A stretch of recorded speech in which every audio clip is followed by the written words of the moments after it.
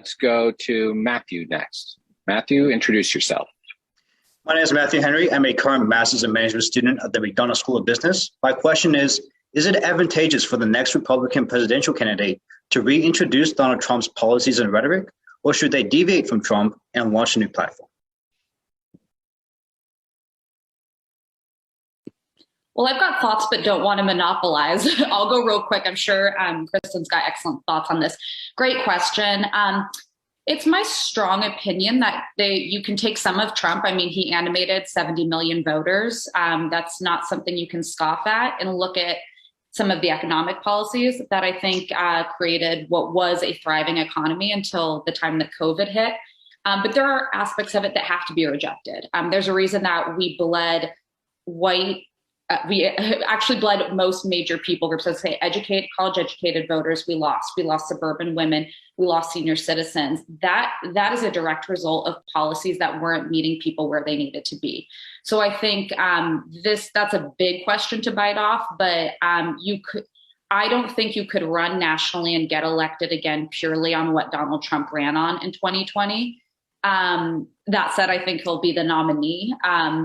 But I also think that you can't dismiss everything that he accomplished because that did animate a significant number of voters.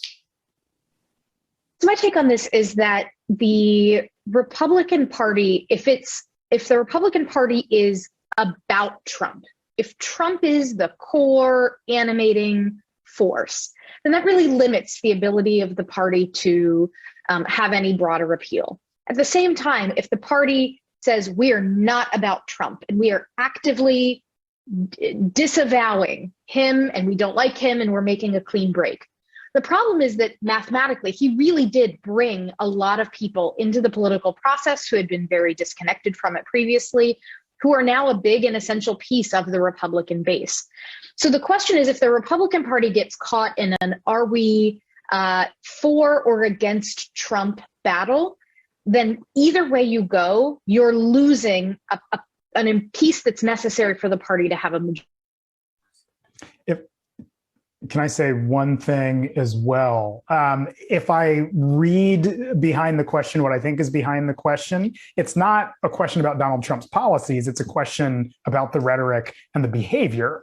And I say this because a lot of the things, and this is some of what Alyssa talked about, a lot of the policies put in place by Donald Trump would have been put in place by most mainstream Republicans.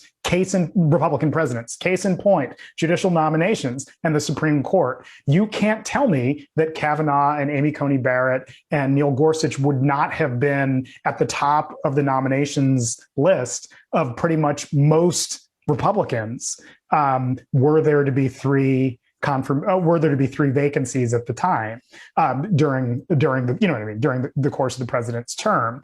The idea that Trump was somehow an outlier on certainly that lasting legacy, I think isn't entirely accurate. So maybe it's a question about ought the next Republican nominee to replicate the bombast and the misbehavior and the misdeeds of former President Trump. And frankly, I think there's a pretty clear answer on that. But that's for Republican primary voters to decide, number one, who they want to be their standard bearer, and number two, which direction they wish to go. All right, thanks for the question.